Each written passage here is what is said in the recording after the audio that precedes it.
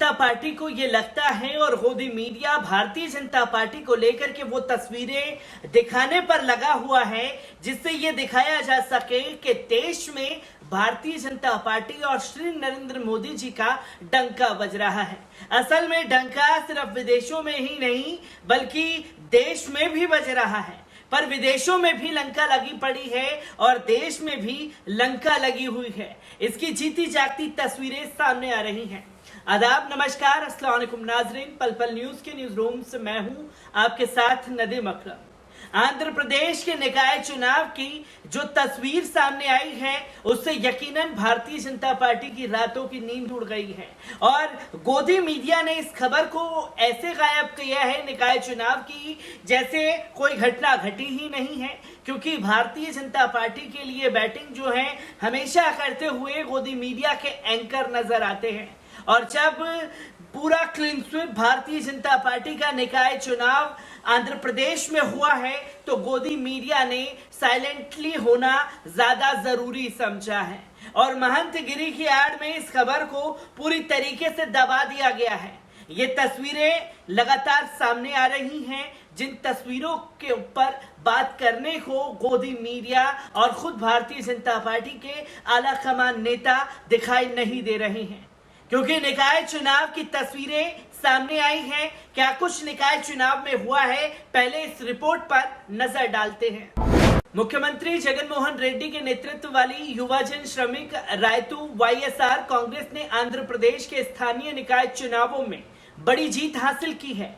रविवार को घोषित नतीजों में अंतिम रिपोर्ट के मुताबिक पार्टी ने मंडल परिषद प्रादेशिक निर्वाचन क्षेत्रों की करीब 90% और जिला प्रादेशिक निर्वाचन की 99% सीटों पर क्लीन स्वीप जीत हासिल की है। जेपीटीसीएस की 515 और एमपीटीसीएस के 7200 सीटों के लिए 8 अप्रैल को चुनाव हुए थे। इसी के नतीजे पहले 10 अप्रैल को घोषित होने वाले थे, लेकिन आंध्र प्रदेश हाई कोर्ट ने तेलुगु देशम पार्टी और बीजेपी द्वारा दायर याचिकाओं के आधार पर मतगणना पर रोक लगा दी थी। विपक्ष ने आरोप लगाया था कि चुनाव कार्यक्रम की घोषणा की तारीख से अनिवार्य आदर्श आचार संहिता का पालन नहीं किया गया था। पिछले गुरुवार को हाईकोर्ट की खंडपीठ ने मतगणना के लिए आखिरकार हरी झंडी दे दी थी। रविवार शाम 7:30 बजे तक वाईएसआर ने कांग्रेस कुल 553 में से 547 जीत लिए थे। एमपीटीसी के नतीजे और भी आश्चर्यजनक रहे। वाईएसआर कांग्रेस ने 8083 सीटों में से 7284 सीटें जीती। बीजेपी और उसके गठबंधन सहयोगी जनसेना जिला परिषद ने एक भी सीट नहीं जीती सभी, जबकि मंडल परिषद चुनावों में क्रमश 23 और 85 सीटें जीती हैं। केवल एक दशक पहले स्थापित वाईएसआर कांग्रेस ने हाल ही में हुए चुनावों में राज्य की 75 नगर पालिकाओं और नगर पंचायतों में से 74 में जीत हासिल की और सभी 12 नगर निगमों को अपनी झोली में डाल लिया। 2019 में पार्टी ने आम चुनावों में 175 विधानसभा सीटों में से 151, 25 लोकसभा सीटों में से 22 सीटें जीती थी।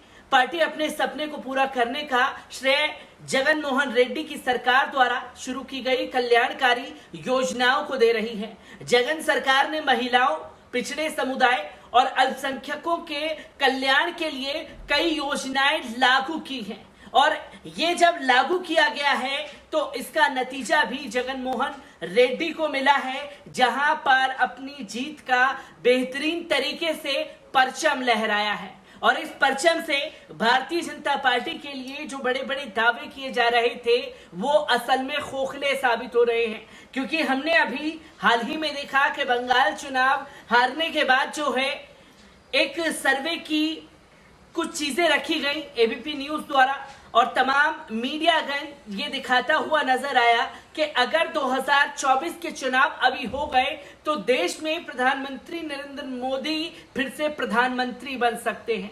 तो वहीं यूपी इलेक्शन के सर्वे को लेकर के भी ऐसे ही दावे गोदी मीडिया द्वारा लगातार किए जा रहे हैं। तो वहीं भारतीय जनता पार्टी के तमाम नेतागण ये कहते हुए दिखाई देते हैं कि अब की बार 400 के पार। ये तस्वीरें लगातार दिखाई जाने के बाद जो ताजा रुझान आंध्र प्रदेश से निकाय चुनाव का सामने आ रहा है, ये भारतीय जनता पार्टी को डरा देने वाला है। और डरा देने वाला इसलिए है क्योंकि क्लीन स्वीप पूरी तरीके से हो गया है, जहां भारतीय जनता पार्टी ने अपने सहयोगियों के साथ मिलकर के सभी सीटों पर चुनाव लड़ा और मात्र 0 सीटें हासिल हुई हैं। यानी कि एक भी सीट निकाय चुनाव में भारतीय जनता पार्टी को नहीं मिली है। ये देश में मोदी लहर की हवा बताई जाती है। आंध्र प्रदेश में किस तरीके से ये लहर फीकी साबित हुई है, ये तस्वीरें लोगों के सामने हैं। और इस तस्वीर के बाद भी कई सारे सवाल खड़े हो रहे हैं कि आखिरकार ये देश की जनता को गुमराह करने की कोशिश क्यों की जा रही है। क्योंकि बैलेट पेपर से चुनाव हुए और बैलेट पेपर के चुनावों के नतीजे लोगों के सामने हैं। और जब बैलेट पेपर चुनाव के ये नतीजे सामने आए हैं तो हर किसी का कहना है कि आने वाले तमाम चुनावों में बैलेट पेपर का इस्तेमाल होना चाहिए, ईवीएम पूरी तरीके से बैन कर दी जानी चाहिए। तो कई सारे सवाल जो हैं निकाय चुनाव के बाद खड़े हो रहे हैं। जब बैलेट पेपर से ये बेहतरीन नतीजा सामने आ सकता है तो देश की सरकार को क्या जरूरत पड़ रही है कि वो लगातार इस चीज पर जोर दे और जनता के सवालों को नजरअंदाज करे। एक बेहतरीन जीत जो है वाईएसआर ने हासिल की और इस जीत का हर जगह डंका बज रहा है और भारतीय जनता पार्टी हताश और परेशान नजर आ रही है। मैं ऐसे ही वाईएसआर से जुड़ी हर एक खबर को आप लोगों के साथ साझा करता रहूंगा। दीजिए इजाजत, शुक्रिया।